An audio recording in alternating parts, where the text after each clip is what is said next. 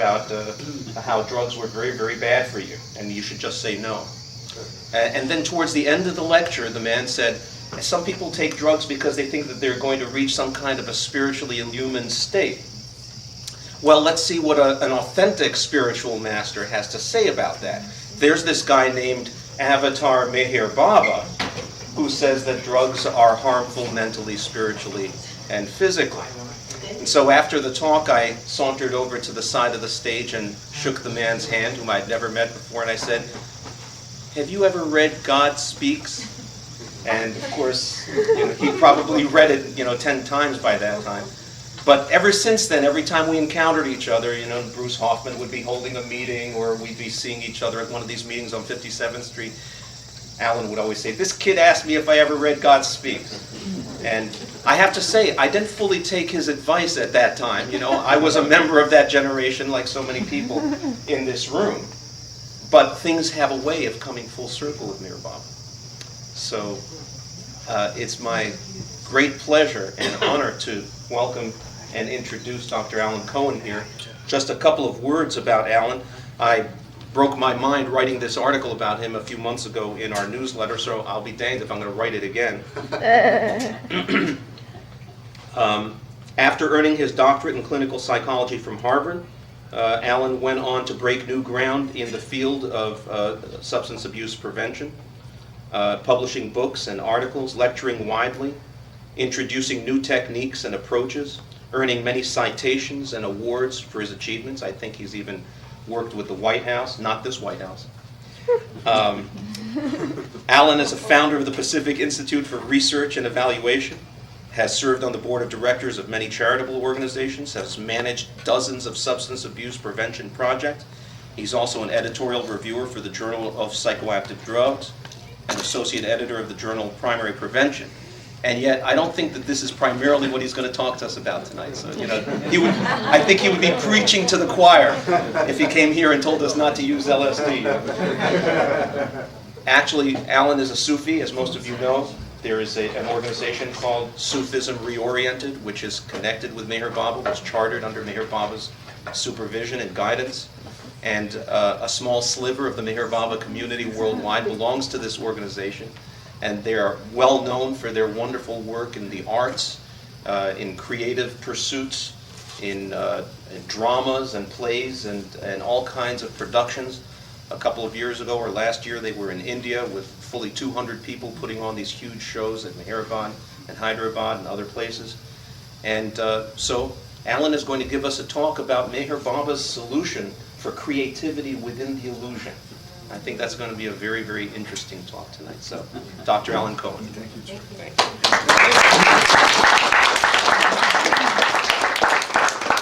Jai Baba. Jai Baba. And it is a full circle with New York.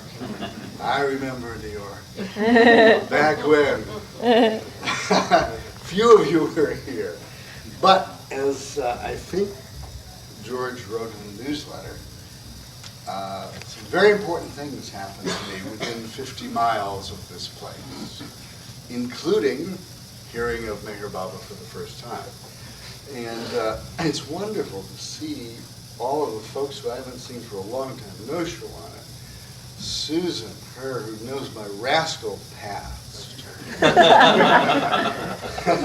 from first observation, and Nomi, who we've seen in Washington from time to time. And of course, George, that pipsqueak who threatens my knowledge of God Speaks at age 12. He doesn't quite have the record. There's one other Baba lover who left home at 11 to go to an ashram and came to me in San Francisco to ask how to get his father off of LSD. That was a switch. But I'm so delighted to be here and humbled to be in the company of great aficionados of God and people who have been in the illusion and in the struggle and doing amazing things for years. I'll tell you a few stories, not too many, because George will be angry if I go off theme too much. Oh. Do whatever you want. No. I'm just teasing. I do tease a lot.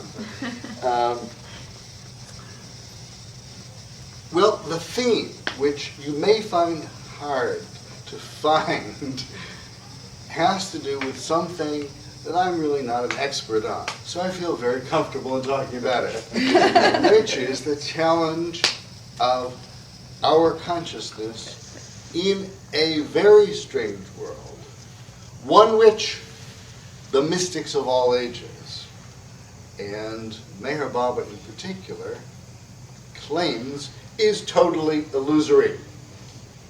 And yet, having done a few surveys of people following Meher Baba,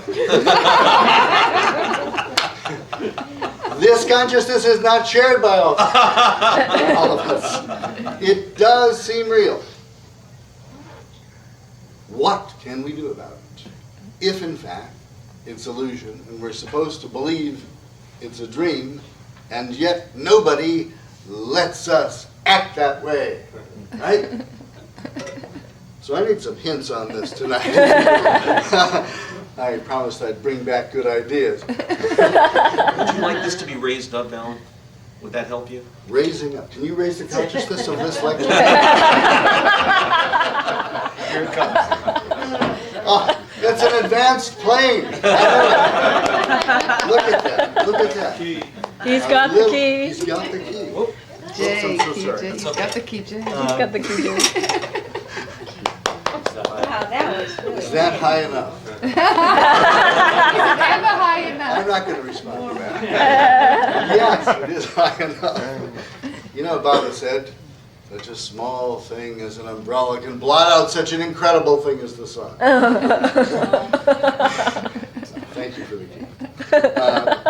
Now, I won't tell anybody. If anyone wants to show off higher powers, we can handle that. We just don't talk about it. I will make some observations, of course, from my brief experience on the sixth plane. Sixth plane getting here or sixth plane going to India? Angela does not know my past. Yes. In fact, it does work into the theme. I have to tell you about being on sixth plane, Angela, because I don't think I've shared that with you. Long time ago, and I'll make the historical parts fast, and the higher consciousness parts a little slower. I was a graduate student at Harvard, had two teachers, Timothy Leary, Dick Alpert, now known as Baba Ramdas, who introduced psilocybin, mescaline, and LSD as experimental drugs to examine psychological consciousness. And then later, whatever else it was, spiritual consciousness. And partially because we would be exempted from our final exam if we took the drugs. I volunteered. And, it was not your average experience for those days. You have to be sympathetic. This was in the 60s. We knew nothing of consciousness. We knew nothing of psychedelic drugs. We knew nothing of meditation or yoga or anything like that. All we knew is something happened when we got high. That was of great significance if it didn't make us crazy. That's another story. And it led to a 2-year, relatively drama-filled period in which we experimented with these materials, tried to come up with a model for what they were, started an organization that was a little shaky called the International Federation for Internal Freedom. Sounds good. This is a sharp group. It was, of course, if. If. Yes, if. Very good. See, it was a little tentative. But nonetheless, we tried, we had experimental communities. The substances eventually became a little less than legal. Our professors got in a little bit of trouble with the academics at Harvard, and the graduate students were of some suspect by our academic supervisors. Nonetheless, it was probably the only group in history that while taking drugs studied more because of the was not paranoia, it was real. They were after us. And so it included a lot of adventures, many of which I can't share tonight, but they were fairly interesting, and maybe in the question period we'll get to some if they illustrate a really good spiritual point. Some of them were not really good spiritual points, but it was true that a lot of the people associated with this group felt that something had been discovered. And the nearest models were spiritual models. We began to read things from the East. We had visiting yogis. We had people come in who knew the Tao Te Ching and who knew other things. And because we had, of course, discovered the American quick way to do this. There's people like Billy we're operating already almost on another level in those early days. Had I just known her then, it would save me a lot of trouble. Maybe not, actually. But in about 1964, in a community not far from here, in Millbrook, New York, a little near Poughkeepsie, we were loaned a 60-room mansion on a 3,000-acre estate to perfect this understanding of new consciousness with these very handy little chemicals that were the Western way to enlightenment. Well, there was a time that the facade began to crack a little bit. All right, this is a little note. We're getting to the theme. This is one of the thematic things. That is, something seemed wrong. Higher consciousness, lower living. Didn't work. It was almost funny. Examples. The wisest man in the world at that time, insofar as we knew in the West, Timothy Leary, got married to a model, and the marriage lasted 7 days. This is maybe not. There was something. We had people who had taken a huge amount of LSD, and their social skills had not improved. A moment of great enlightenment occurred. Not that kind. One morning at breakfast in this giant mansion, the night before, people had taken LSD, and at that time the book of the month was the Tibetan Book of the Dead. Yes. And we were quite sure at that time that the Tibetan Book of the Dead was a metaphor for the death of the limited ego. It wasn't, but it sounded good. And in fact, that night, something like 7 people transcended their egos. That's good. There's about 20 people there. That's not bad. And 2 of them, again, are leaders, Leary and Alpert. I was hallucinating on my Cheerios at about 5 a.m. But not so badly that I couldn't see what was going on. And come on in, we're just goofing here. There's a chair here, there's one there, one behind. Jay Bob. All right, so I'm in the house. I'm still coming down a little bit, and Leary and Alpert, I hear voices being raised. And the tonality was disharmonious. And in fact, what I heard was a relatively bitter argument about whose turn it was to do the dishes. This is from 2 egoless persons.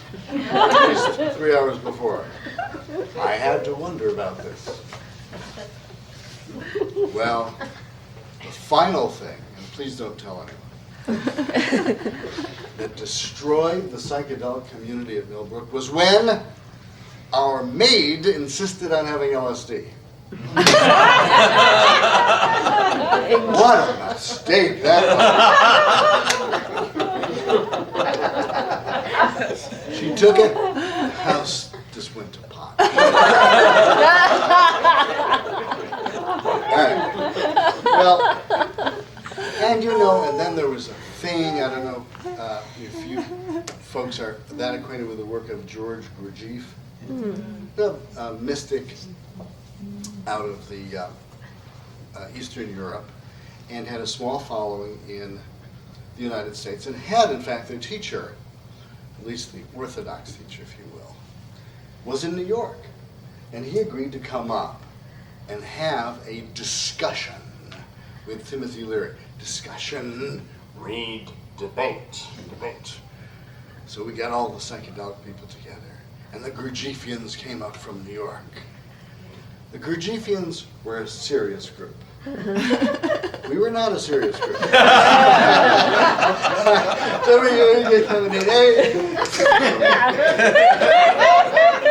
know the Gurdjieff word is remembering yourself at all times. Remembering myself? I love Gurdjieff. This is not, the discourse is under a certain kind of meditation. Everything works for some people for some time. And the debate lasted 3 minutes. The Gurdjieff teacher started talking, and it was clear to everybody that he knew more than anybody in the room. So I kind of set up, and it was only 2 weeks later that my next New York experience occurred, when I was invited, just after having qualified as a certified psychedelic guru. You had to go through a series of tests. The last one was taking a huge dose by yourself and surviving. Wouldn't you know, not 36 hours after that experience, some folks had invited the psychedelic community up to Woodstock to see films of a holy man. Well, I wasn't into holy men, particularly, but I didn't want to be alone much either, so I went with the group. And in fact, in Woodstock, New York, yes, the films were this Meherbauer fellow, and who was there, some great New York legendary figures, including Fred and Ella Winterfeld, including the Otts, Lindenfelds, including the Rileys, and including the speaker who was going to accompany the film. It didn't start out too auspiciously. He was introduced as a traffic engineer from Schenectady. He wore a jacket and a tie, and his other qualification was he was some kind of official of the Episcopal Church there in Schenectady. This was not what we would regard as, quotes, hip. But we were there. And the film of Bob occurred. And it was, of course, a silent film at that time. And he was silent, so we didn't miss too much, I thought. But it was a 62 Darshan. And to make a long story short, it seemed interesting. I was impressed by the man's sheer patience. Thousands of people came by. He seemed in a good mood. He had a sense of humor. You know, I wouldn't have done that in 100-degree heat. This is my thought process. And he had a sense of humor. Now, most of the spiritual people we had met didn't have particularly good senses of humor. I kind of like that. And the other thing is he seemed to really like the people that were coming by, even love them. All right, noted. Well, Darwin got up to talk. And son of a gun, we're getting back to theme now. Son of a gun, something was strange about this guy. He was talking, he was really straight. He was talking about things about this man I didn't much understand. But I was looking, I said, he's high. High?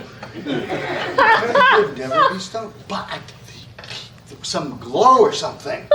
There was some kind of energy that was happening. Yes. That was strong enough to make us very curious. Wow. I'll come back to this thing. And in fact, even Leary went up afterwards and talked with him a little bit. And I was browsing, there's a little table with books on it. And I saw this little book, and I picked it up. Now, we have been reading really voluminously in Eastern mysticism to prepare for this, for our psychedelic experiments. And this little book called Sparks, and I looked inside it. And there's little one-liners, little paragraphs, I don't know if you've seen it, it's a little baby book. Right on. And look at this. This cat is summarizing hundreds of pages here. So in the style of the time I stole the book.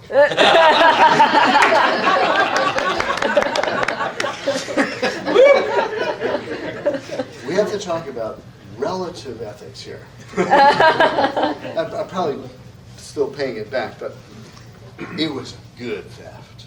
And wouldn't you know that somebody in our community had been raised, and still I do not know, by a mystery woman from New York City who adopted him as a foster kid, put him through high school, and gave him a copy of the discourses, which he had never looked at, but he remembered he had. Mayor Obama's discourses. And I read them. I was able to read them. I got more and more impressed. This then became the launching pad for my sixth plane ascent. Because one day, since I was certified soloist now, honestly, I decided to take LSD and take the discourses with me on a little picnic on a hill on a very nice day in August. I was about halfway through, and I was kind of reading, and I actually did start reading. I got to a place called, it was part of a meditation, the journey of the soul to the oversoul. All right? And I read it. And as I read it, I understood it. I understood it completely. And then when he got to talk about the planes, he got to the sixth plane. Seeing God everywhere and everything, I said, I'm there! He's right, I can see it, that's it. Digression. Digression on theme. A big part of the theme of that mini discourse had to do with the illusory world. And for those people who are visiting us today, cosmology in a minute is that consciousness exists before anything else, including matter. Consciousness evolves. Matter kind of comes along with it. Consciousness is infinite. Consciousness could realize its infinity as God, but gets associated with duality, which you have to have. If you're going to have unity, you've got to have duality. It's part of the game. And in fact, what we live in is a result of the consciousness of the impressions we've built up over many lifetimes in many forms in many bodies. And our consciousness is totally identified with these forms, and with the emotions that go with them, and with the mind that goes with them, or the ego that goes with them. So from Meher Baba's point of view, and this is not unique, Find a guru in any tradition, they'll tell you the same thing. We live in a dream. And it's easy to understand now because it's almost perfectly analogous with our ordinary dream states, which have all the qualities of our living. Unless you have wimpy dreams.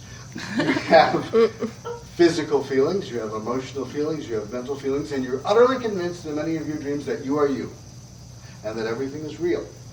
Absolutely convinced. So convinced that in many of your dreams, if somebody came up to you and said, "You are dreaming, you dummy, you are really this consciousness that has created the entire world that you experience if you would only wake up." And you would say, "Don't be ridiculous. I am not the same." Look at, is that solid or what? Huh?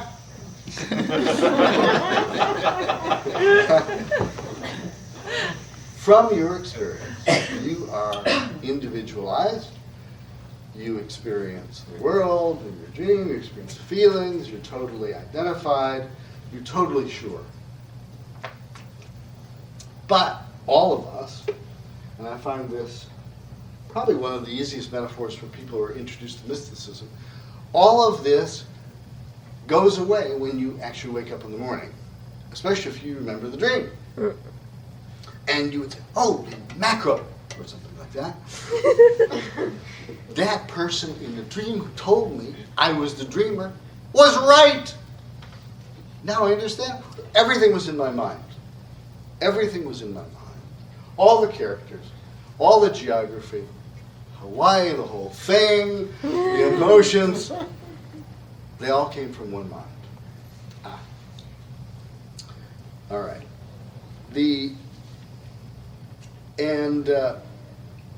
Meher Baba is not a coincidence that one of the names he kind of went by was the Awakener.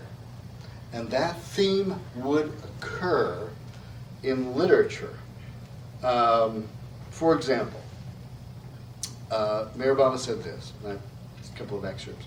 He says, "What Krishna teaches in the Gita goes deep." He does not say anything in a roundabout way. He says you can become God. If you love me, follow me. There is no other way. Christ said, with divine authority, your sins are forgiven. And I say with divine authority, love me and your worries will vanish. Why do we need another prescription? Because humanity would never listen to him. He said the same thing. I am the reality, all follow me. Wake up from the dream.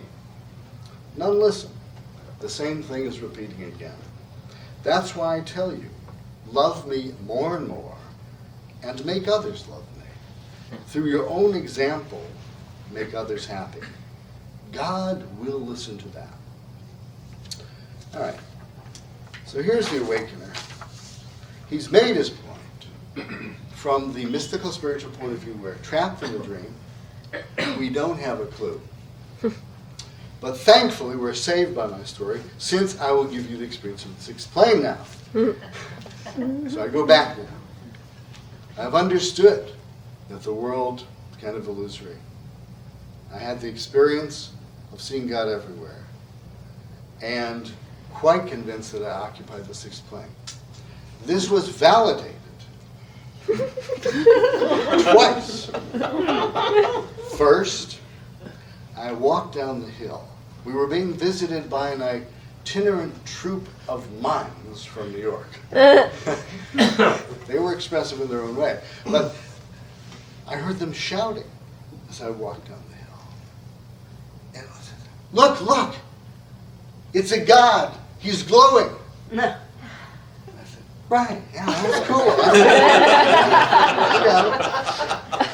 Now, I wanted to be humble about it. I didn't tell a lot of people. Now, even though some of our colleagues were interested in Meher Baba, they weren't that interested. So I didn't share the sixth plane experience with them. In fact, that Monday, I was interning at the Wasaic State School for the mentally retarded. I don't know what's become of it. And I parked the car, and I started walking down to my office through the dormitories, and kids started sticking their heads out the window and started shouting and clapping and applauding.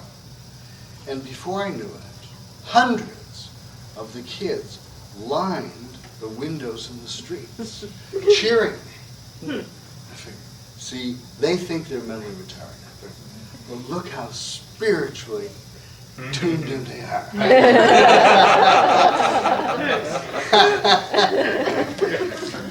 So I was really convinced that I had made it. In fact, that conviction made me feel very guilty. That there are all these Meher Baba people out there, probably I hadn't met very many, who could get to the sixth plane in a couple of hours and don't know how to do it. And it should be very useful to let them know. Generate a letter to Kitty Davy that set out, scientific and reasonable way, exactly what you should do to get to the sixth plane. Dosage of LSD, etc. What pages to read. Funny. All right. Well, needless to say, I'll tell you a little bit about that. But again, on the theme of a slight disconnect between the dream and the reality. Later I learned some of the alternate explanations for the great validation of my sixth plane experience. In the first case, the great glow from the hill turned out to be a terrible sunburn. I've been up there for like 8 hours, you know. I was glowing, all right. I didn't feel it. And then the final blow is finding out from the hospital that the first couple of kids were sure I was Paul McCartney.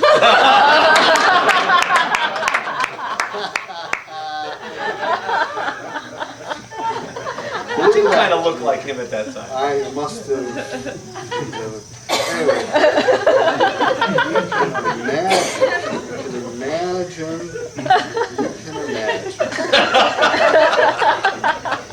So, needless to say, very quickly swooping forward, the letter that Kitty Davy did not reply to, sent to India, Adi K. Rani, did not reply to, gave it to the only person who knew what was going on, Meher Baba in seclusion, did know the answer. Very gentle letter back, suggesting that perhaps, no, not perhaps, I wasn't any place near the sixth plane, couldn't get there that way, and to consult George Chen. No. To read God Speaks. Read God Speaks. And I would understand. And it was a very gracious letter.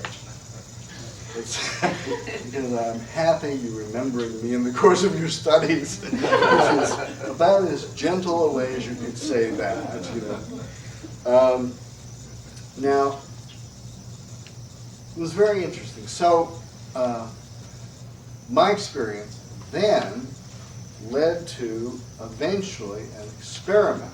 Now I never had this bolt of lightning that said, Meher Baba is God and thus I know what to do. I figured he was about the smartest guy in the world that I knew. If he said he was the avatar, that was fine. But it's not, what do you do about it? It took me 2 years to figure out what to do about it. Should have come to New York. And it took meetings with Mershida Deuce in San Francisco, Don Stevens and others, to figure out that maybe Meher Baba had a technique, a path. Remember, we were into methodology, folks, right? We were into methods. How'd you do it? And in fact, if you look at the history of American New Age spirituality, it's dominated by technique, isn't it? What do? You look in crystals, you meditate, you astrally project, you'll come here, and you know, it's doing. It's how you do it. Well, of course, Mayor Obama's approach is a little, it's a full methodology. It's just a little different. It took me a while to figure it out. And I tried the experiment. I said, okay, no drugs, no Gurdjieff. I'm going to do Mayor Obama for 6 months. See if it works. Whatever it is. Son of a gun, it worked. And so that led to a whole lot of other things, which included ultimately being asked by Baba to go around and talk about the spiritual limitations of drugs, which goes full circle to George sneaking in Baba's name every once in a while. And that period was amazing, and I'll probably tomorrow I'll tell some stories about that were really quite remarkable in terms of what the avatar can get done, if he wants to get it done, with really untalented, unskilled people. Which I've only moved a small part towards since then being totally unskilled. But I can tell you he can get it done. Meher Baba's path is very interesting in that most of the other New Age techniques give you incentives, gives you rewards, you get goodies. They say, do this, you will be fantastic. You'll either be powerful or pleasured. Usually power or mood is the incentive. And you wonder why, if it's true that the avatar has come again and is going to be one of the revered figures in the next 700 years in history, how come there's a small group here? And you'd think, hopefully, Meher Baba does not go the way of much of current Islam or much of current Christianity, but you wonder why it's not more accepted, given everything. Well, one of the secrets is, here we come back to the theme, it's tough. It is not an easy path. It is not easy. And he doesn't promise much, except God realization. One day. Faster than you could ordinarily get it, but not quick. And he, from the point of view of the dream man, he's kind of saying, look, I want you to wake up completely, not just have a better dream. In that he differs from almost all the contemporary New Age and Americanized spiritual figures who will say, we'll get you to higher consciousness. As far as Meher Baba is concerned, a higher level dream. Yes, there's something you could do, but don't aspire to it. And I picked out some things that he said. He was pretty out front about the avatar path and living in the world. He said once, he said, seek me not to extricate you from your predicaments, but find me to surrender to my will. Do not ask me to bless you with a good job, but desire to serve me more diligently and honestly without expectation of reward. Never beg of me to save your life or the lives of your dear ones, but beg me to accept you and permit you to lay down your life for me. Never expect me to cure you of your bodily afflictions, but beseech me to cure you of your ignorance. Now, see, that's a different kind of message than your average feel-good technique. Yeah. Think positively, your body will be healed. Yes. Do this, and all of your psychological hang-ups will go away. In fact, on the path of the avatar, the opposite is true. If you have any hang-ups that are undiscovered, you'll get them. That's it, man. You get to work on your worst sanskaras. If you follow not your easy ones, you can do easy ones in other lifetimes. You can cool it. You have good relationships occasionally, you know.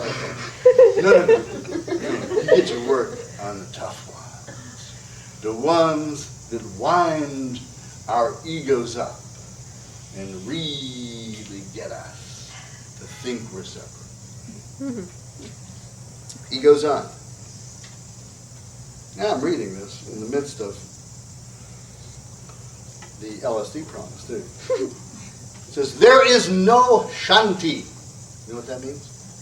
Peace of mind on this path. If you want peace of mind, then you can get it elsewhere. And other ways, you can go for nice long walks, or listen to soothing music, or take sedatives, or go to saints and sadhus. But here is not the place to come for it. For if you come to me, remember that the spiritual path is full of hardships and sufferings. Where is his PR?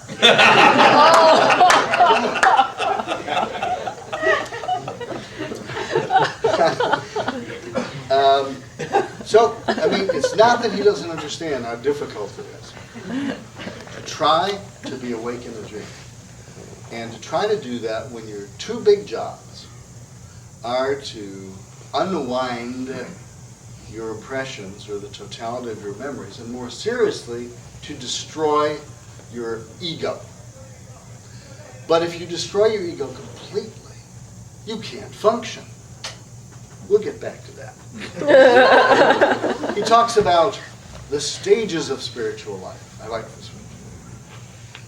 And Baba said, one generally passes through 3 stages in the spiritual life. The first is a burning enthusiasm. When the aspirant is imbued with the keen desire of seeing and experiencing the unknown. The second is disappointment. The third, divine bliss. The second stage, disappointment, in which you are at present, is very long.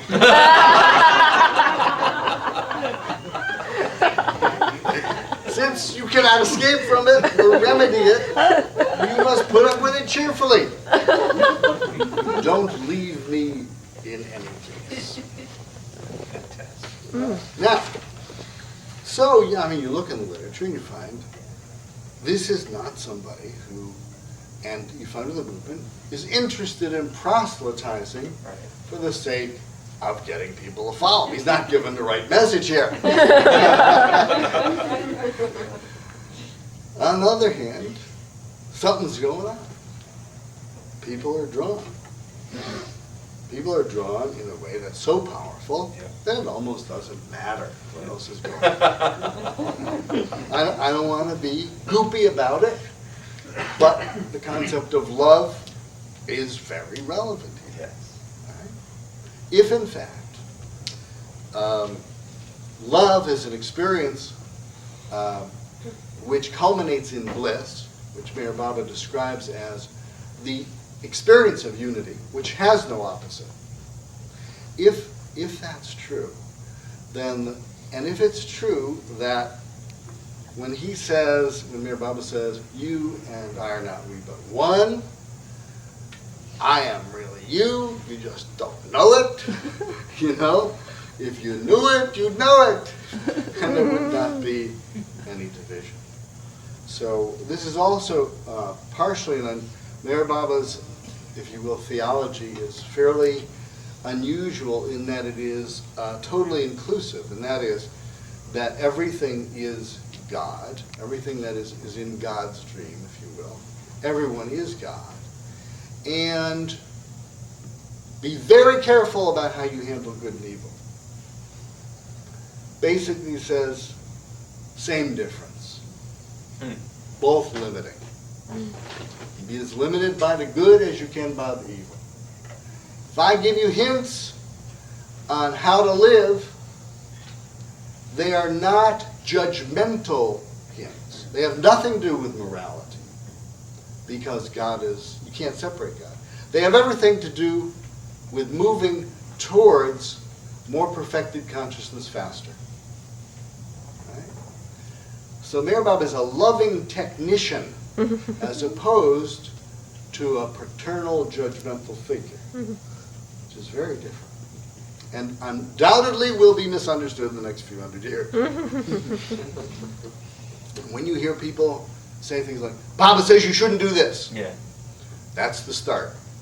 We'll get back to that. We'll get back to that. So, you know, it's a tough, this is tough, but if you're an aspirant, especially in the West, see in the East, you can go to a cave, for God's sake. Things are quieter in the cave. You can be a Bible lover and do Vedanta and yoga and go on fast and bury yourself or whatever. We don't get to do that. Meher Baba was very clear, the life of the spiritual aspirant in the West, particularly in the United States, is different from India. A lot of people try to go to India, try to stay in India, but they're kicked out. So people would come to Baba, Baba, I want to join you. I want to join the ashram. You do? Yes. Where do you live now? Detroit. And Baba says, well, who do you take me to be? Baba, you're God. I'm God. Where am I? Well, Baba, you're God. You're everywhere. Am I not in Detroit? Back there. Get your karma moving, fella. That's not an exact quote. That is not What kind of karma is it? Is it a Ford or is it a GM? It depends on many lifetimes of experience. Now, but he says, look, suppose you sign up for this. You got to live in the world. What does he say about that? He says, as the aspirant advances on the path, he acquires, this is good, through his contact with the master, an increasingly deeper understanding of true love. This is good. However, this makes him painfully sensitive to those impacts from outside, which not only do not taste of love, but actually bring him into contact with cold contempt, cynical callousness, agonizing apathy, and unabating hatred. Yeah. All right. All these impacts. Try his forbearance to the utmost, I'd say. He comes up with another great classic line, which would be a classic line in history. To love the world and to serve it in the ways of the masters is no game for the weak and faint-hearted. Now, if that's all you knew about Meher Baba, you would begin to think of masochism as an explanation. But that's not all there is to it, obviously. And very soon after he made these statements, he said, but therein lies the fun of the game. To meet opposition, to face and encounter it. He says, if not, life becomes dull and monotonous. And then a very interesting statement, which I think people, very interesting. One can find spirituality only through opposition. Feeling better already, aren't you? Okay, so the aspirant has a very difficult time just living in the world, experiencing what can be a bad dream. And if it's not a bad dream, it will be. There'll be enough opposition. Don't worry about not having opposition. Some people say, well, should I stir it up? Don't worry about stirring it up. It will be stirred up. It can be subtle. There's going to be cycles of it. There's going to be challenges. It can go off in the, Mayor Baba said that the chains of gold are more binding than the chains of iron. That is, the more successful you are personally as an ego, the more trouble you're in spiritually usually. What? Yes, of course. Because the ego says, well, I'm doing so well. I'm being successful. Nice job. I've got a good squeeze. I'm very spiritual. I volunteer at the church, you know. Ego loves it. Ego loves it. Ego loves it even better. Because if you're suffering, if the ego is depressed, oh, life is terrible. At least there's an incentive to move, you know? But if things are too easy, it's very difficult. It's very difficult. What was that saying? I think it's a saying about a rich man passing through the eye of a camel's involved somehow, right? Well, that's what it has to do. There's nothing wrong with success. It's identifying with it, all right? Which is something to watch out for. Now, so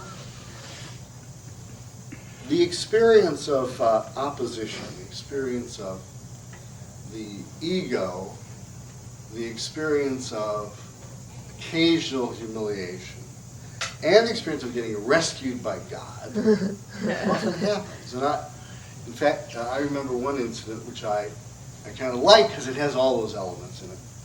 And some New Yorker was responsible for it. I know that. I forget.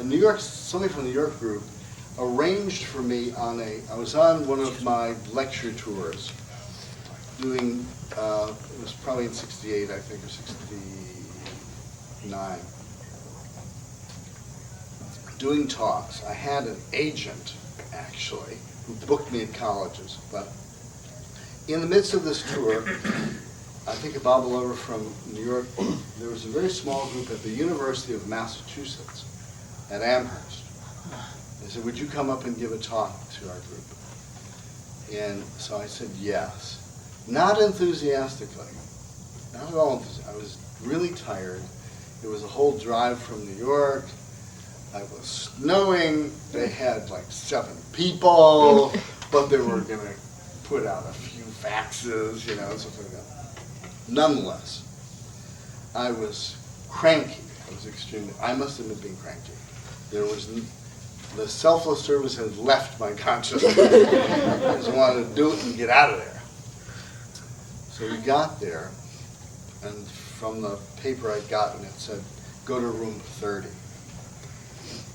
Went into this hall, went into this classroom, and they said, don't be upset if there are not many people there. I knew there weren't going to be many people there. I hoped there would be 2.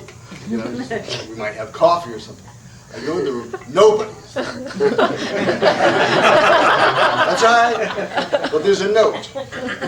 We've decided to change the room. I would hope so. I would hope so. There are 30 seats here. Let's just take him to Wendy's or something like that. So this is to go to this other room. So I walk.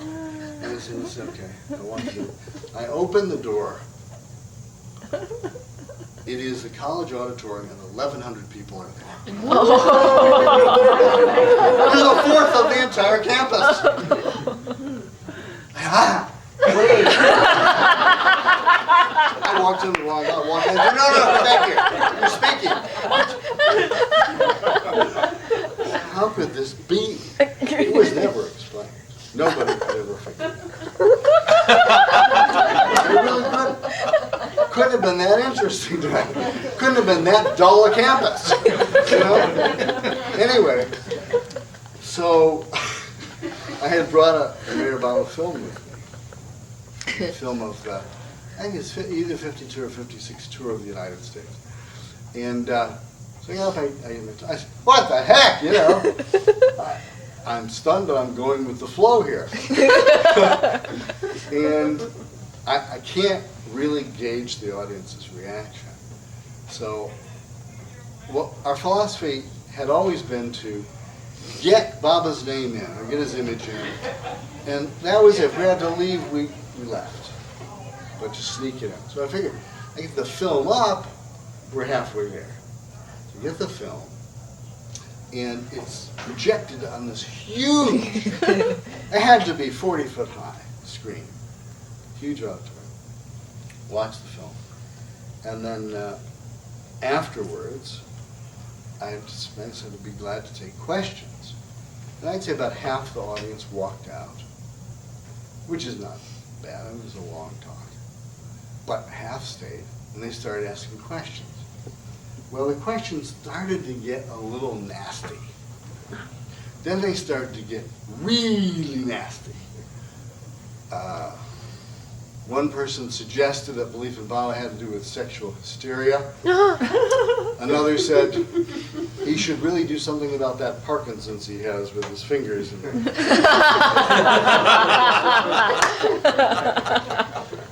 So things were going downhill very quickly.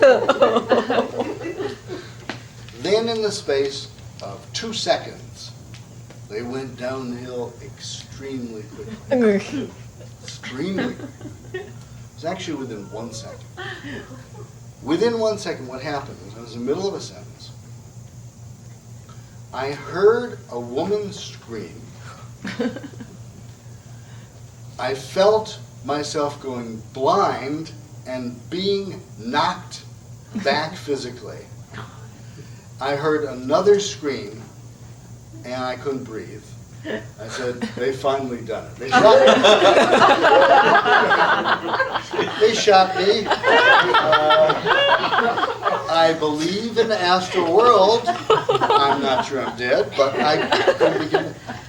I can hear. You know, that's one of the senses you retain after you die. Hearing. I hear chaos in the screaming, all kinds of things. And I was just kind of curious about that, and still there's darkness and there's sound, and people are rushing around, and they seem to be rushing to the stage, and suddenly I get another very strange sensation, and I'm trying to remember, what are the 2 senses you lose when you die?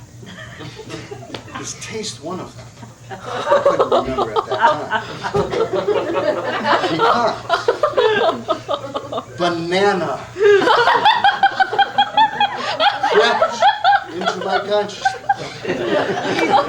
Banana cream.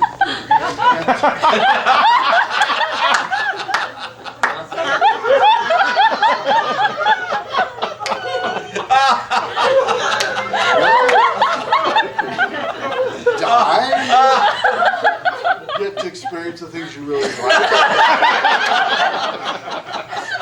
Could be. I don't think I liked it that much, but and then another sliver of light. This is the light you go to the tunnel and all that kind of stuff. You know, you have to think fast when you've been shot. You just died, you have to adapt. So, the light revealed the ceiling of the auditorium. The taste became more powerful. And suddenly a certain slime could be felt.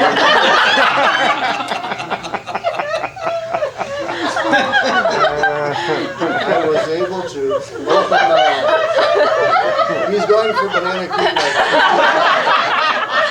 That'll be less literal about that. And I finally realized I probably am still alive.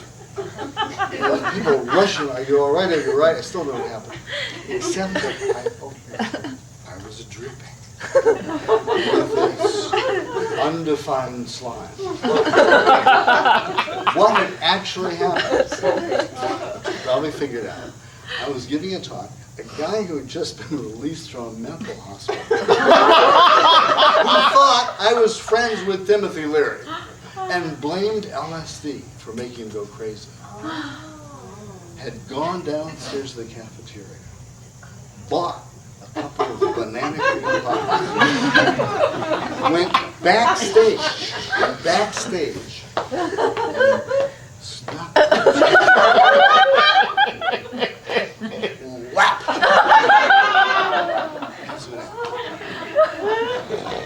So finally get up. Chaos. You know, then boy, I'm relieved. You know, it's good to be. I'm alive. And the other thing, usually when I almost get killed, which has happened several times, I say, "This, if I survive, it'll be a great story. This will be a great story." It was a good one. So just for fun, I went back to the podium, dripping pie, and finished the sentence. Went on, said, "What other questions might there be? You want the guy arrested?" No, changed the atmosphere. It really changed the atmosphere. Let me tell you, things calmed down. And I really milked it, you know. Every occasionally I'd catch a piece of crust. And I did say to the crowd, my friends in Berkeley will love this. We'll love it. But just to show you, I thought it was very, I got humiliated so many times that night for being crabby, for not being enthusiastic, for not wanting to enthusiastically talk about Bob with two people, and then getting killed, getting blocked. But the next day, a letter appeared in the student newspaper. I want to read it to you. It says, "I would like to address myself to those people responsible for the violent act during Tuesday's lecture with Dr. Allan Cohen." She went and say, "I felt a very similar reaction to the ending of the movie Easy Rider."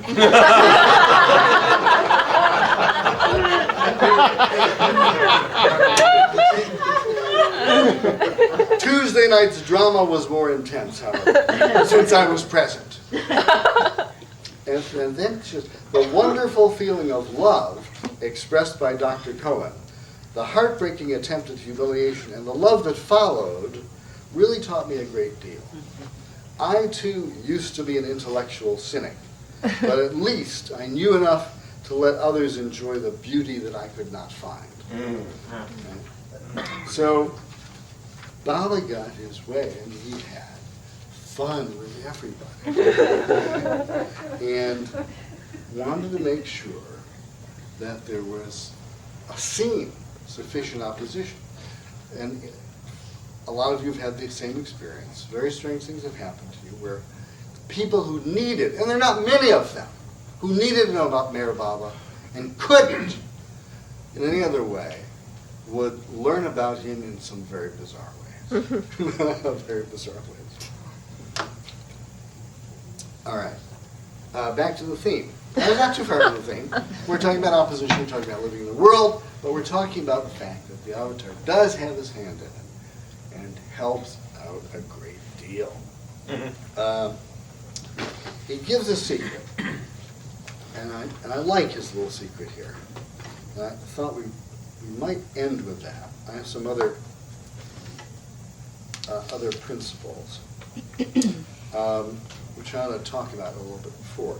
And that is that it looks as if, and many of you know better than I, it looks as if the secrets of living in the illusion, being creative, making it meaningful, has everything to do with the way one lives, the way one acts, the way one shares, the way one loves, the way one tries to be.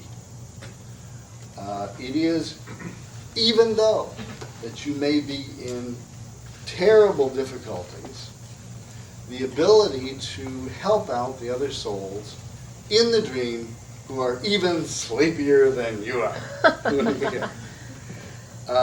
And Baba talked a lot about that. He wasn't he made a big point about not being specific about what was service and what wasn't.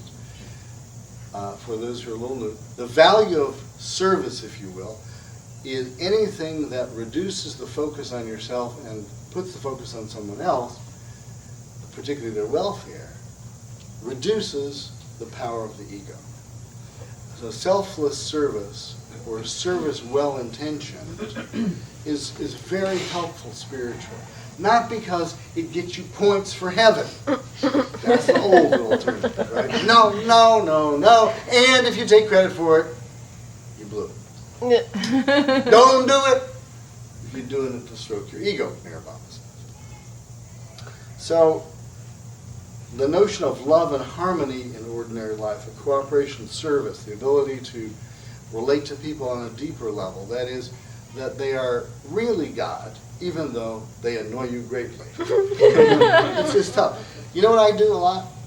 Now, I know you can think this is a little crazy, but when I or people come to me for advice saying they have this particular difficult people they're dealing with, if they have ever had any pets, I ask them to imagine them as like big dogs.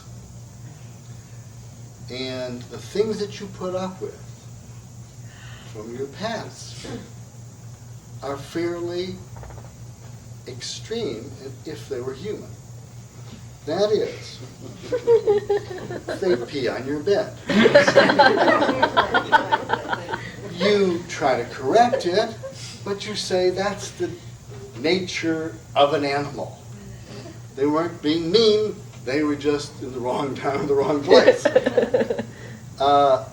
If one could project that same kind of feeling to people who really are very difficult, they're just kind of big animals that are kind of untrained, but at their essence, they're doing the best they can.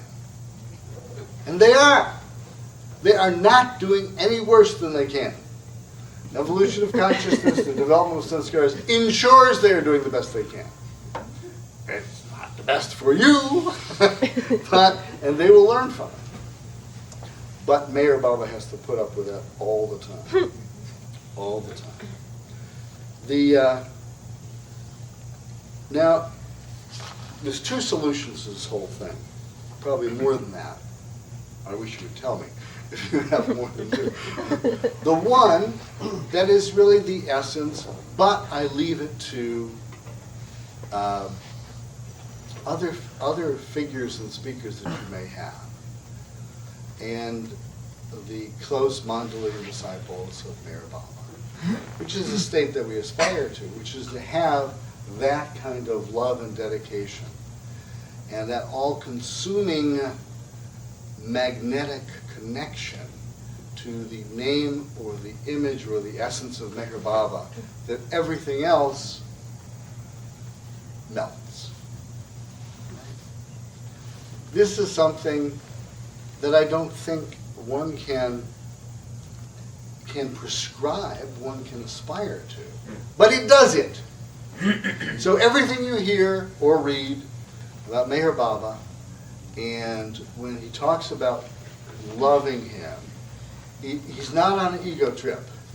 I hope that's understood in 300 or 400 years. It has to do with merging the ego into the internal infinite consciousness. All right? And that's his job. His job. His job is not to have millions of followers. His job is to help certain individuals who need it, need being the sense of also being privileged to being worked on by the avatar.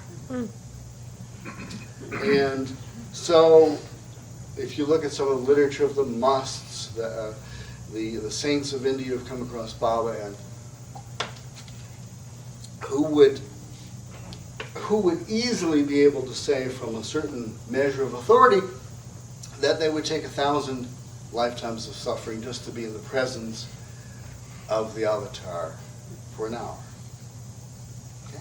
And that is probably extremely accurate, even conservative estimation of the privilege. All right. The other way, Baba says, he says, he who enters the path can neither remain where he is, nor can he afford to lose his balance. He is like one who attempts to walk on the sharp edge of a sword. Right? It's like the ego is trying to transcend itself. Very, very difficult. Baba said a couple of things about that. I want to leave you with it because it's interesting from a psycho-spiritual perspective particularly. For one thing, he was talking about surrenderance in the ego. And he said, I want you all to listen carefully to what I say.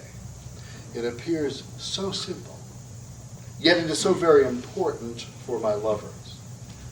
To love me is to lose yourself in me and to find me as your own self.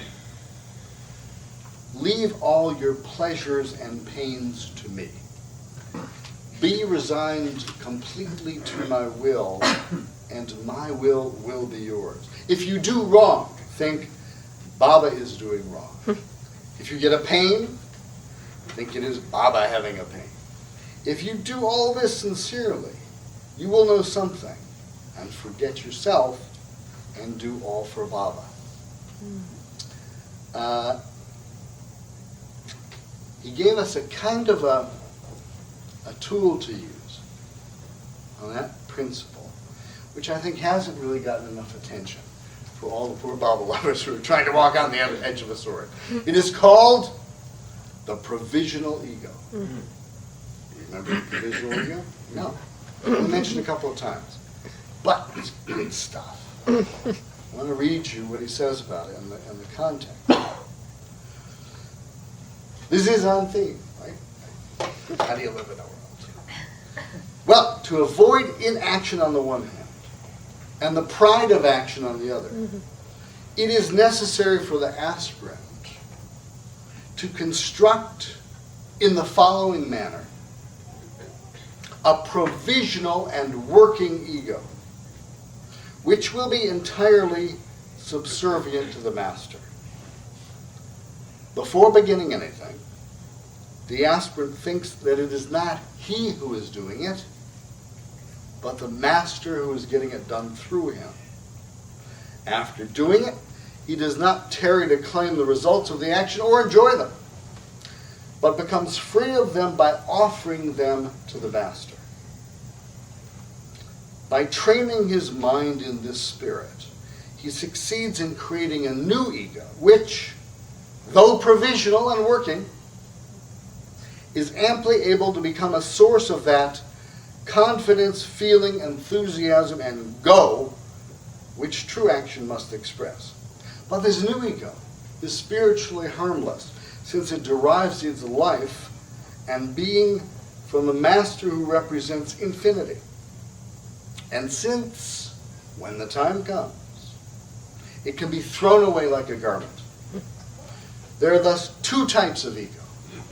One which can only add to the limitations of the soul, and the other which helps towards emancipation. The passage through the limiting ego of the worldly man to the egolessness of the infinite life lies through the construction of the provisional ego generated through wholehearted allegiance to the master. The construction of a new ego, which is entirely subservient to the master, is indispensable to the dynamics of spiritual advancement. So he's saying a very radical thing here. Pretend! As if. Act as if.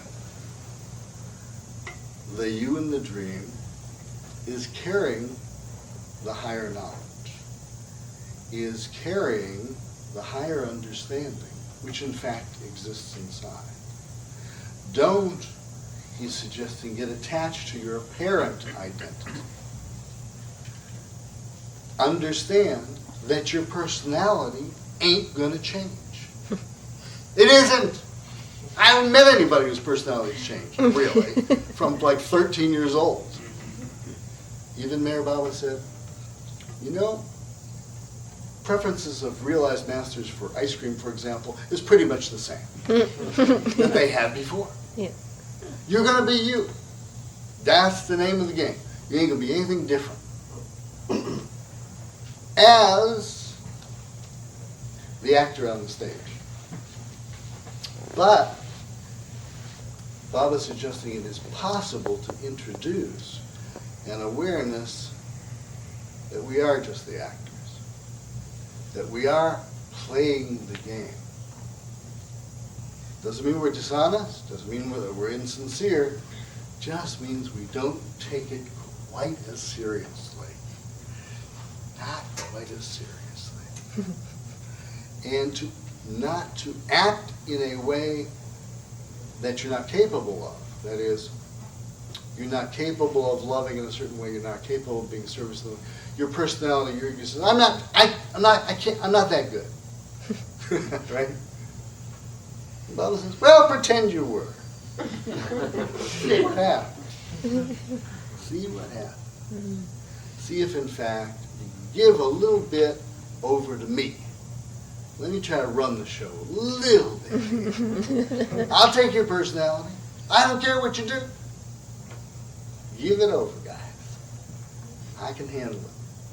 All right. It's really the inner self saying, and I let go a little bit. Don't change, because you can't.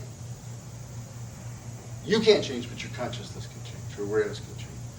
So Mayor Baba talks about things like remembering him. Okay? This is a technical aid to getting that kind of perspective. These are very, very helpful little hints that he knows will work. And even if it doesn't, he'll rescue you. Right? No matter what, you know. That's why he would always say, hold on to my Dhamma. What did that mean? So you're going to screw up. By definition, you're going to screw up on the path. If you don't, I'll make sure that you do. That is, that you have sufficient opposition to work through that next sanskara. And whether you're on the 5th or 6th plane doesn't matter. You're on the 6th plane, he's going to make it hard for you on the 6th plane. Why do you think those saints ran away from him? They weren't stupid.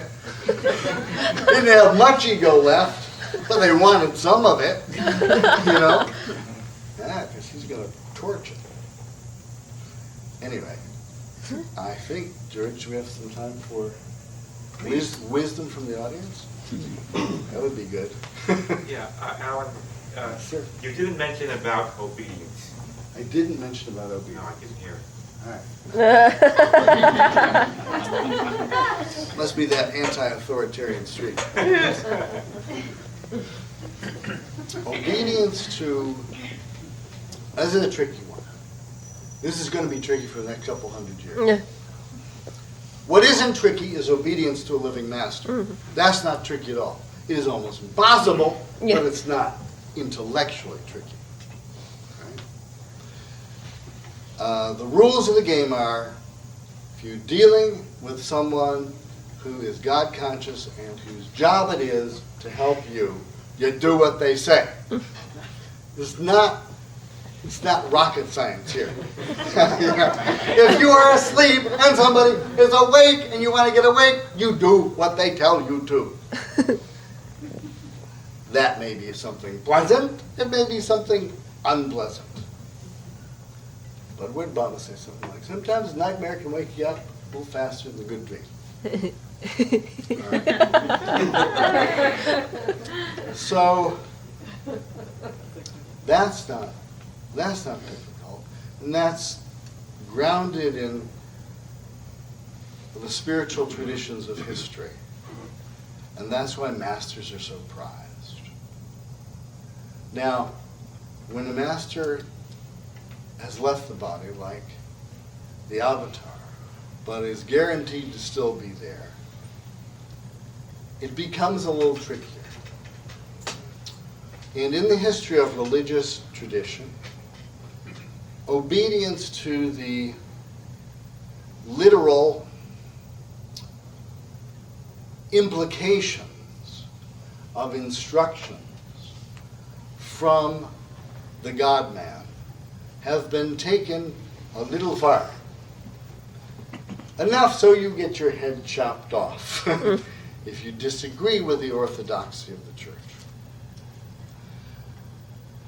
So it becomes a different matter when a religious structure builds upon the precepts, if you will, or the guidance of even the God-man, and then applies them to everyone for all time, and makes a judgment about them. Becomes very tricky because Meher Baba's instructions to people were often very individualized. Some should eat meat, some shouldn't. Some should use birth control, some shouldn't.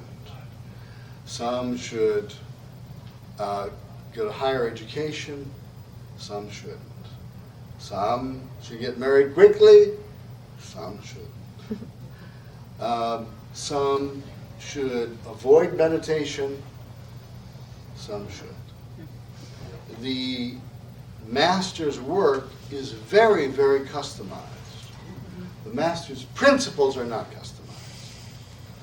So if it's possible to understand, and by that I think we're talking about both intellectually and with the heart, the deepest principles of the God-man, it may be possible to obey those principles the best that one can.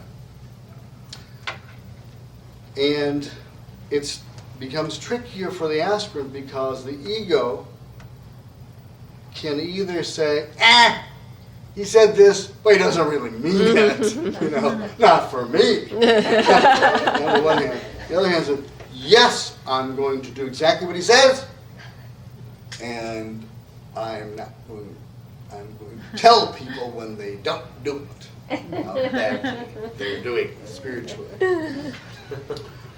So this has got to be ordinarily a very internal kind of thing. And it has to do with one's best intuition and one's best understanding. And it is made easier by the fact that if you look at all of Baba's instructions, there's a 3-letter word that's almost always involved. Who can guess that 3-letter word? God. That's good, but no. Huh? Yes. No? Begins with a T. Try. He never asked anyone. He never ordered anyone. Well, that's probably not even true, but not usually people like us. To love him, to obey him, to surrender to him, even to believe what he said. He would ask you to try. Right? So, Baba loved people who try. He likes experimenting. He knows you can't do it, but he likes the effort. He uses that effort. And that's why I think you can say people, if they do the best they can, understanding, if you will obey the inner promptings of the principles which are closest to their best understanding of the avatar, and they sincerely try, that's all you can do.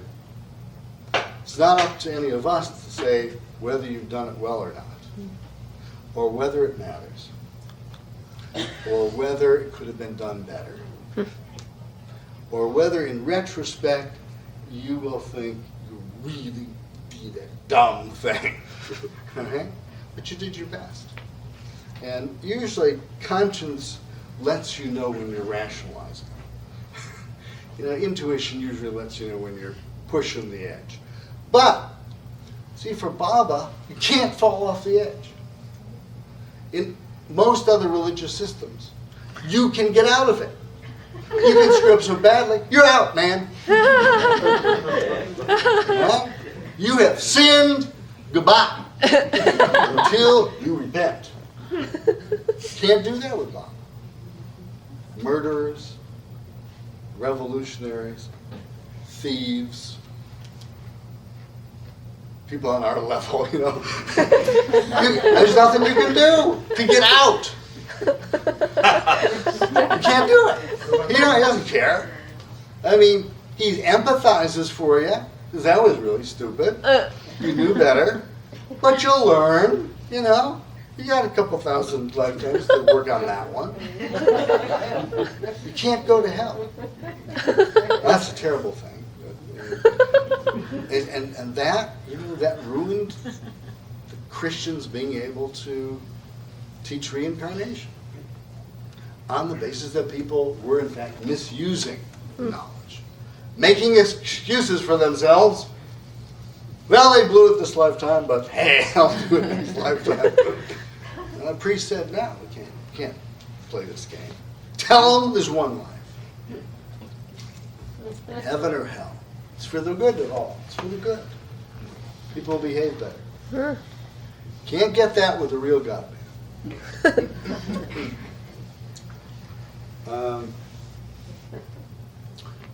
So that's very different in a way. What Meher Baba is about is the burning of sanskaras, is the dissolution of the ego, and he understands that he will help it happen whether you behave well or badly, and that there are certain kinds of, if you will, behavior, attitudes, or approaches to the world which will help to break down the ego faster, and there are those which will tend to solidify it.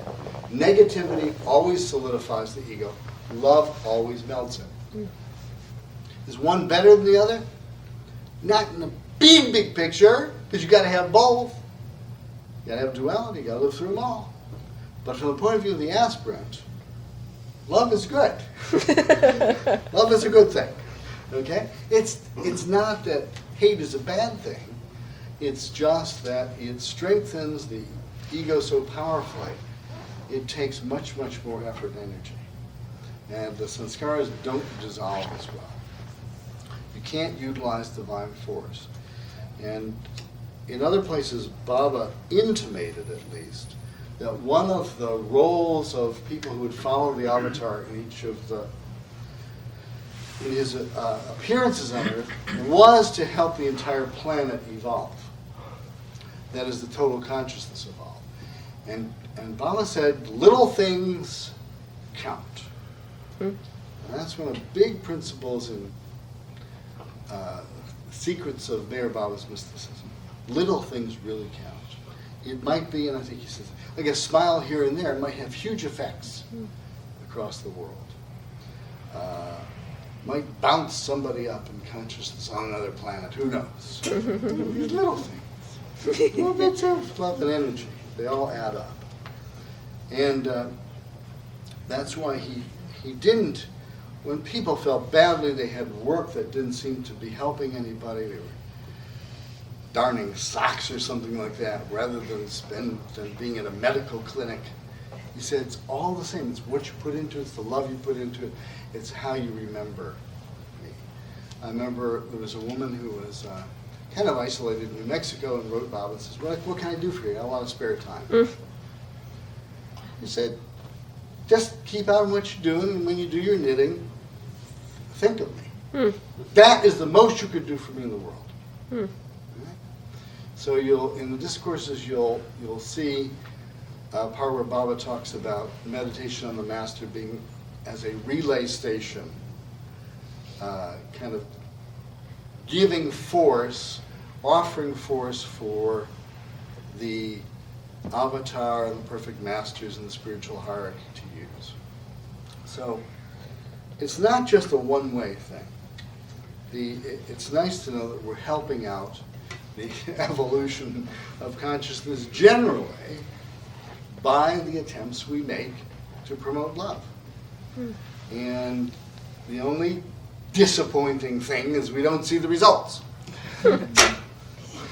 Well, if we did, we'd probably say, hey man, I just saved 3 people today. Hey, oh. Had the best meditation ever. Wow, whew, that's good. George? Yes, I've read Gospel. My question is this. It's all a dream in the mind of God. Nothing is real in the sense that we as individualized egos think it is. And yet, there's a purpose to the dream. And then within the dream, circumstantially, as individuals, we may find ourselves with a particular talent, a particular ease of doing certain things, be it an artistic talent, etc. Given all of that, how do you and the Sufis interpret an individual's responsibility to cultivate that thing? I'm glad you asked that question. Because it segues nicely. It's like everyone is creative in their own way. And the range of creativity is more than what society believes is creative. It can really be anything. It can all be in what I think, I'm trying to see if Baba used the words, a celebration of divinity. Any tying her shoelaces can be a celebration. Look how well she does that. See, mine are loose already, and hers are completely together. That's a celebration. That's a creative celebration of Meher Baba, if that's the talent. Now, Baba encouraged, I think, the development of talents devoted to him, whether it was musical, whether it was in the ordinary arts, whether it was in the building trades, which if he didn't have some builders, he'd be in tough doo-doo. He thought enough of the profession of latrine cleaning to do it himself. Right? Celebrate the... No. But it went that far. I mean, he didn't do that just for nothing. He did that to model the fact that anything could be done in celebration of him. So in our Baba Sufi group, for example, we have some extraordinarily artistically talented individuals, and some of us have very few talents in ordinary ways. But the creativity of consciousness is really unlimited. It's totally unlimited.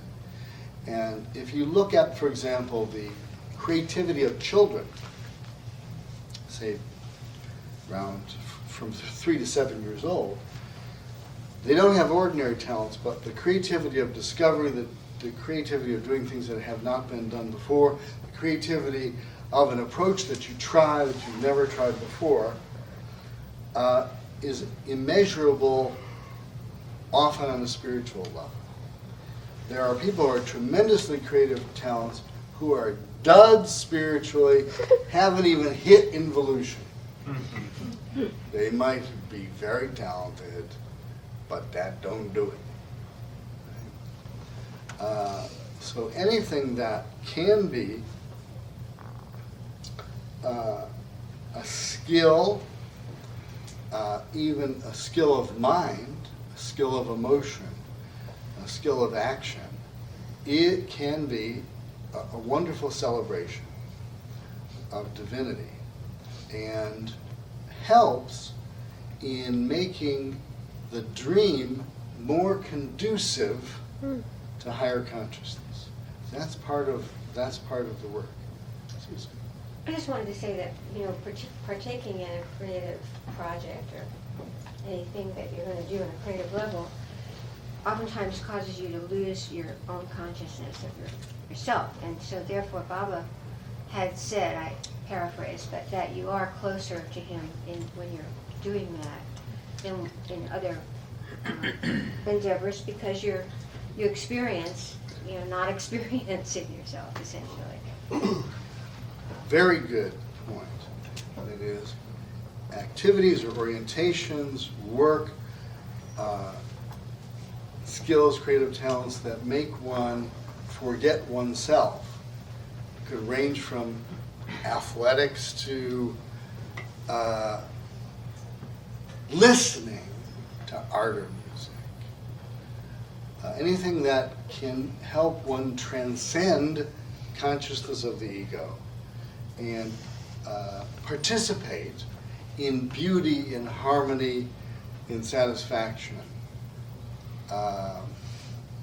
in total involvement, was encouraged by Baba, because that was a time when you're not thinking of yourself. That's why you have to sleep.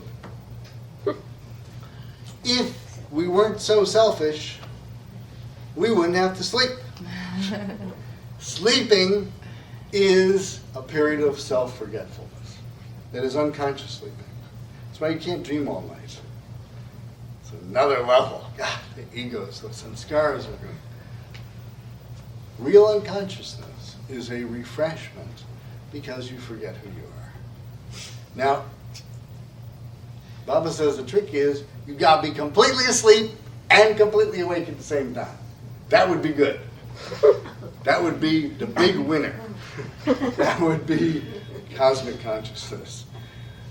No thought of self, and yet an infinite state. So that's a nice, I'm glad you mentioned it, it's a nice characteristic, a nice spin-off of what might be called the creative celebration. I have a question. With the impending craziness that's going to be on this planet, not only now, but even more so in the next 2 weeks, is this like part of Baba's plan to put those obstacles in our way so we see him more clearly? So I don't know, but you get the gist of what I'm trying to say.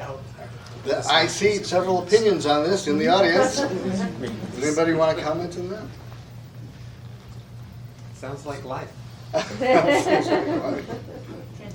Barrow did say one thing when people asked him in India the same question. He said that essentially George Bush and Saddam Hussein are identical in that they are frozen in their own sanskaras and they're incapable of acting independently of them. Well, he didn't say that.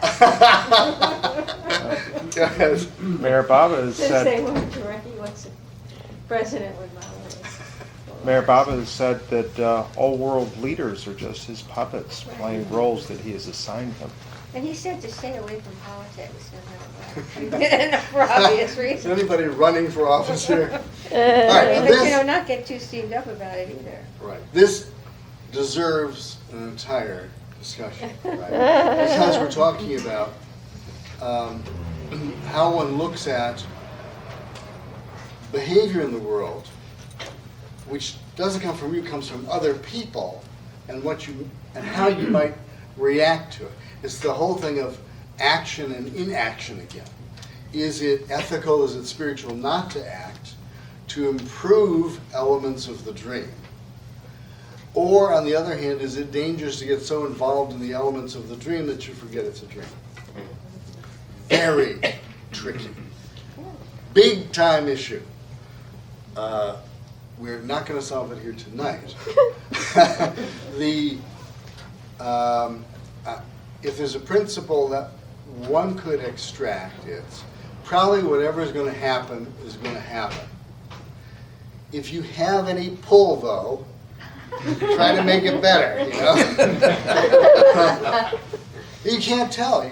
Baba talked about he was going to avoid a worldwide nuclear conflict by managing brush fire wars. Does this qualify? Hard to say. This might Is be an there- oil fire. Is there going to be some lessons learned about spirituality in the next year? I think probably yes, by somebody. Okay. On the other hand, it's not that you, suppose you were at the White House now, and the National Security Council, and Bob lovers have been in politics, where they've, certainly a lot of them are in government positions. I don't think any of those positions right now. but you don't know. What would Baba say? He wouldn't say to bail, you know. He'd say, try to express by your example the kind of principles that might result in the most harmony and love. And that is not always arguing that you're right, even if you are. That's the tricky part. See somebody doing something stupid, and there's part of you that says, I gotta keep them from doing this stupid thing, and taking a position, and running with that position, and almost hoping that bad things happen so that you can be proven right. Right? I feel that a lot reading the Washington Post. I've got to slap myself occasionally on that. So that's how Gandhi did it, really. I mean, Gandhi was pretty political. Baba, I think, didn't they try to guarantee him the sixth plane in the next life? Or it was a good position anyway. 3 lifetimes. 3 lifetimes. Wasn't bad. Wasn't bad. Yeah, he was a little too political, but you'd take it if it was an offer, you know. And what happened? It was his example. And that's how spiritual lives and spiritual figures can, in fact, eventually transcend these geopolitical conflicts. And now, as Baba's Mandali said, this is not called the Kali Yuga for nothing. Not a particularly valued time in history, but it's a key time in history. It's a time when things have got to turn around, and one needs a certain amount of contrast to see where that should go, where that could go. So at the very least, the game will be very, very interesting. Very interesting. Well, 50 years will be very wise about it. Be able to say, oh, the function of that was this, and this, I think. Or another part of Baba's book will be found, saying, you may have won, George. I did the following thing. Here's the deal. Right? Be understood on some level. Good issues, though. New Yorkers come up with the best. The nitty gritty you guys get. Aww. It's the best. Now, George, you're going to yell at me if I go. No, you No, started no. a little bit late. Go as much as we have questions. Rule is, got babysitters you need to go, leave. No discourtesy, believe me. I would leave myself. I have left myself. And I had to pay for it once. I have split on occasions I shouldn't have split. I paid for it. I got caught on camera in Florida in a talk show where the talk show host left. No commercials, left me on camera for 5 hours. Was that a telethon? Couldn't move. I thought it was a half-hour show. Guy never came back. I was trapped. Couldn't see the producer. Oh. I couldn't see the director. I was answering the phone. My bladder almost died. Oh my God, no commercials? No commercials, nothing. Started at 7. I was deserted until midnight. I said to myself, I can't take it. I can't take it. But it's my ego, which needed working on. I can't be unprofessional. I'm not going to pee under the table. And I'm not going to say, would you directors, where the hell is the host?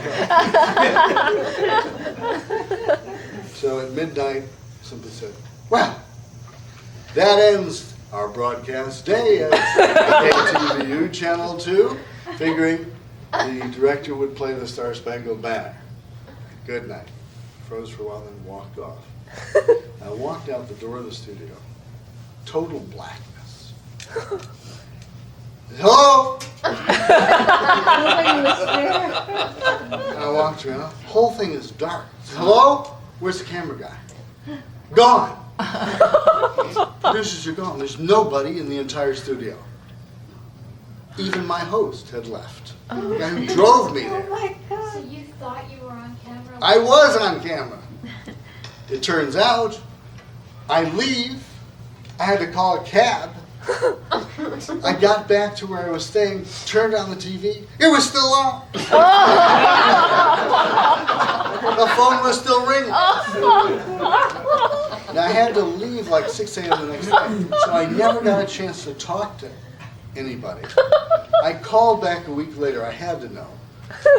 The general manager who arranged everything had left. No one knew where he was. The owner of the station had died. Oh. And to this day, I don't know what happened. Except that I'm not going to leave when I'm speaking anymore. Until people want me to leave. It was weird. But it was in New York. This was in Florida, but in New York. It was about 5-6 years ago. I was talking at the Yamartithi or something. A young man comes up to me. Says, I just want you to know that I heard about Mayor Baba in Naples, Florida. Naples, Florida? And a disaster happened. He says, I caught that show.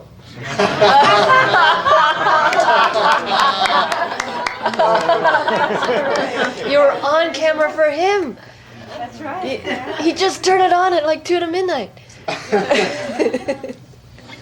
It's always, perfect. yes. The question is that you did meet Baba in physical body, and can you tell at least a little bit your impressions of meeting with Baba first time, or how it happened? Well, I encountered Mayor Baba's physical body. Not while he was still in it in the ordinary sense. No. What happened, in fact, make a long story short, it's not going to be too short, but fairly short, a darshan was planned for 1969, and there was a group of us who was going to go. Mayor Baba had written some of us and said not to come to him until he called. The darshan seemed to be that. The darshan was scheduled in the spring of 1969, when it was, in fact, as you know, January 31st of 1969, when Baba dropped the body. And we heard some news of that, didn't quite believe it. We remembered a time when Mayor Baba had gone into a quasi-coma and had come back. And so we called India. Now, calling India in 69 was not like calling India today. Can you? Oh, yes. Yes, it is. Really? Still? So, believe it or not, we got Adi Kearani on the phone. Kind of. And it was a huge amount of static. And we said, Adi, Rick Chapman was with me. He said, Adi, what happened? We heard it. Baba left his body. Body said he would be back. So we weren't sure. We really weren't sure what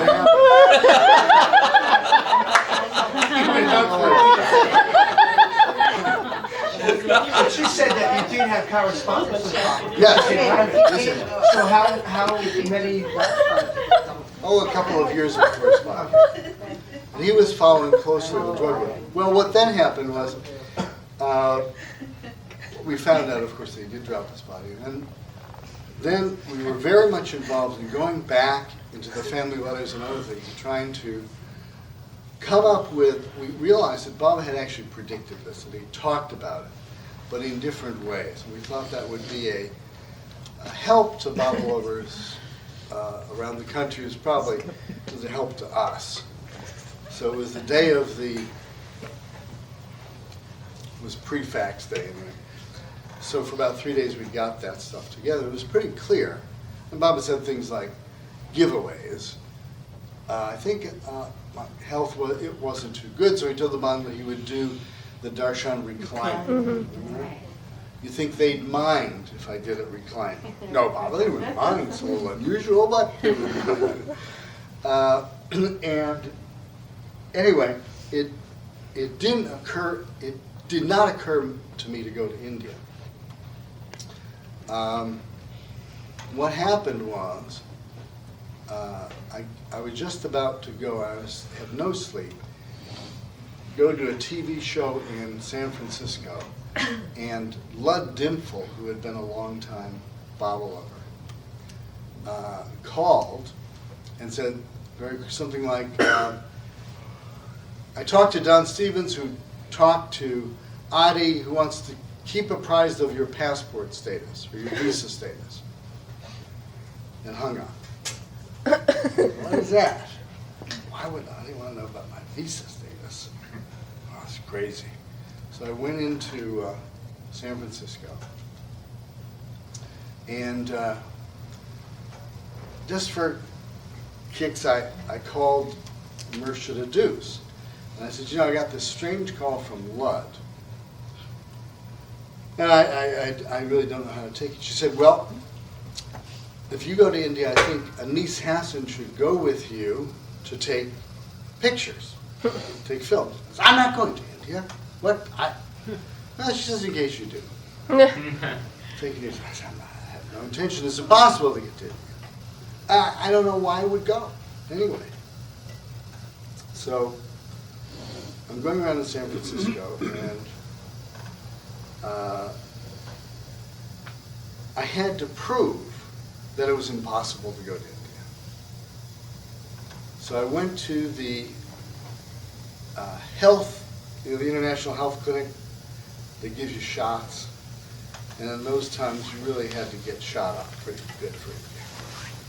So I go in there and I just said, I just want to know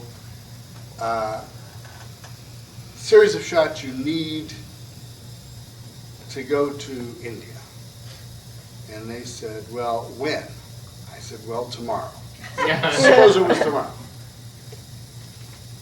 Because at that time they were going to inter Baba's body the first day, but people started arriving, and Baba's body did not decompose, did not disintegrate right away. Put some ice in the tomb and allowed people to come for a few days. So at that time, his body was still available. And the person says, well, what's your name? My name is irrelevant. I just, there may be friends of mine who want to go quickly. I don't know, quickly, what's your name? You don't need my name. What's your name? My name? It's Allan Cohen. He says, okay. He leaves. He comes back. He says, Allan Cohen. Well, you've come exactly on the right day.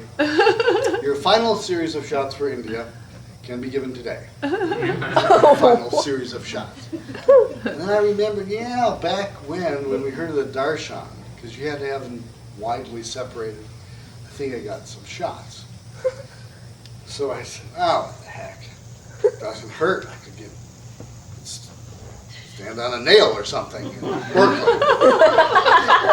But so I called and I said, if somebody wants to try to go, it might be possible. They got shots before. But. So then I'm wandering around, and I called back to Mershida. She says, well, if you're going to India, then there's only one plane that could get you there by reasonable time. And they had begun to put a limit on how long they were going to keep Baba's body available.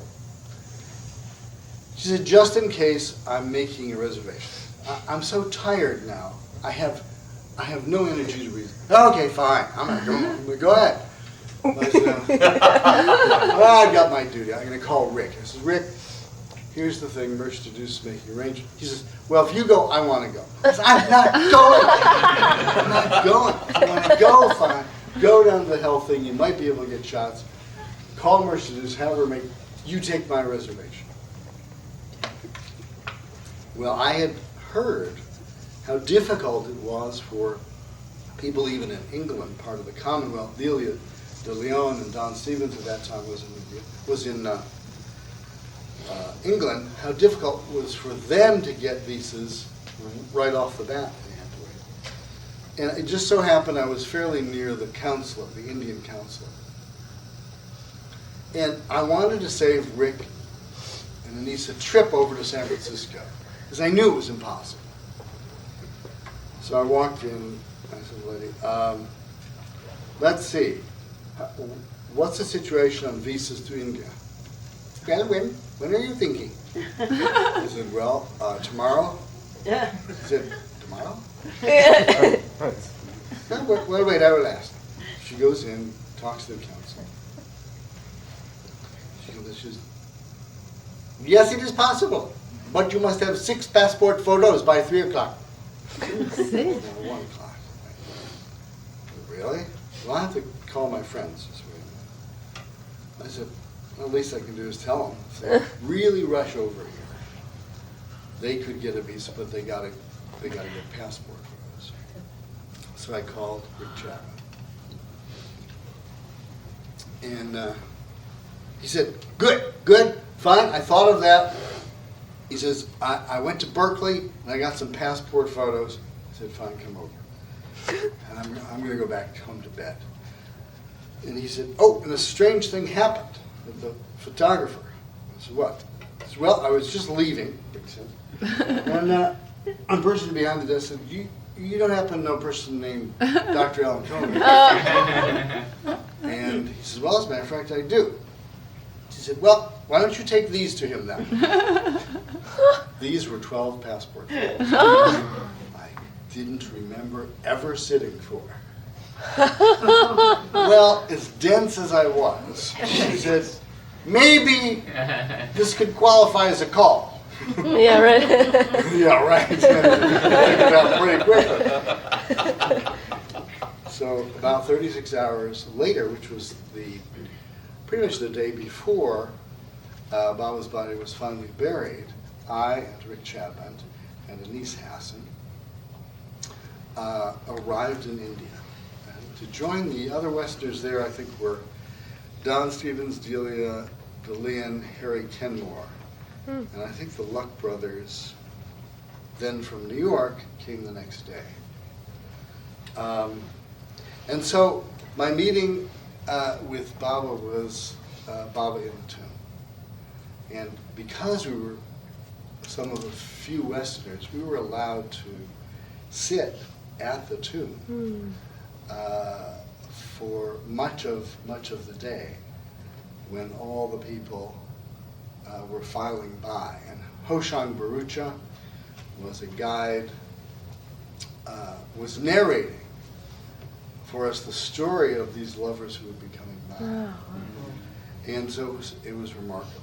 It was really remarkable, even that part of it. Insofar as Baba, the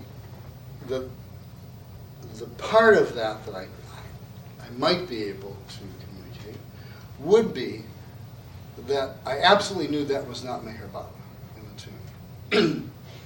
That Meher Baba was, in fact, much greater than that body. And I really saw it as a coach, as a beautiful coach, but as a coach.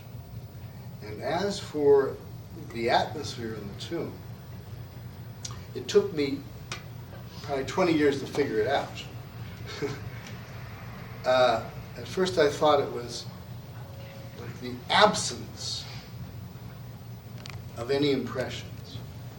And later I finally figured out that it was the silence.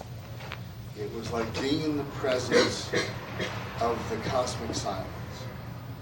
And my consciousness at that time we couldn't integrate it.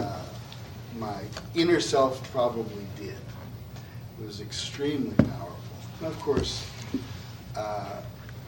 stays with me all the time. And we were there when the final entombment occurred. There was always a little humor, even at that time.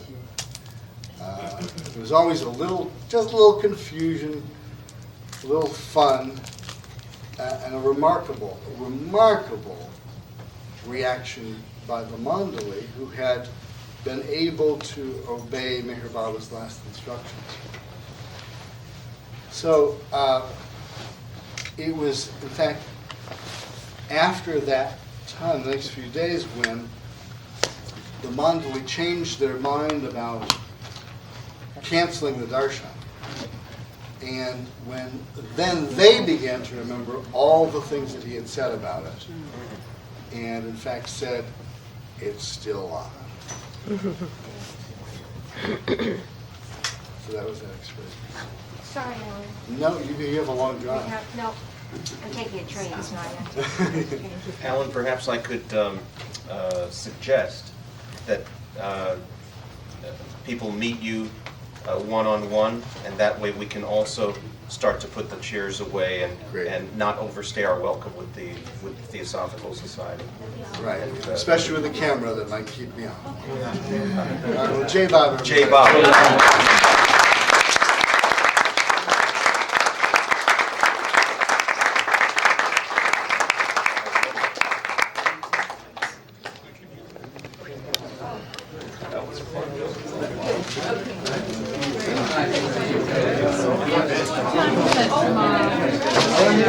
One to five?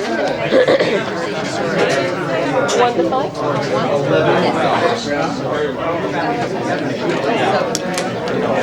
It was great. It was so funny.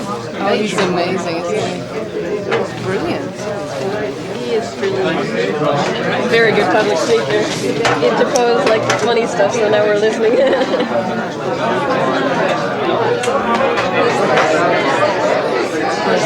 Here, Michael, you want to hold it? I'm too short.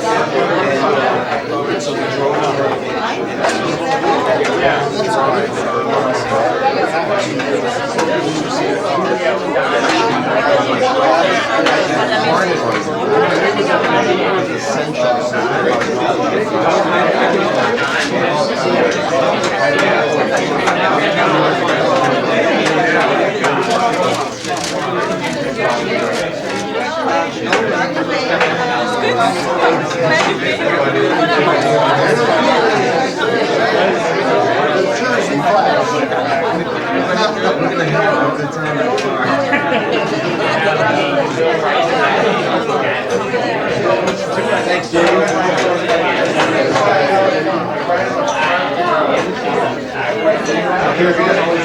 Nice to go. I can't wait. Apparently there's a photo I took in India that of Will yeah. Southern. Yeah. I have that picture.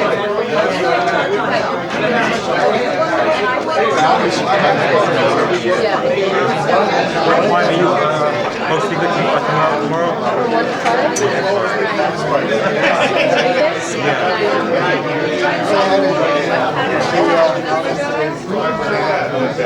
Can I get your number? And There he is. Deva. Now, this one, you could do a great gift for me.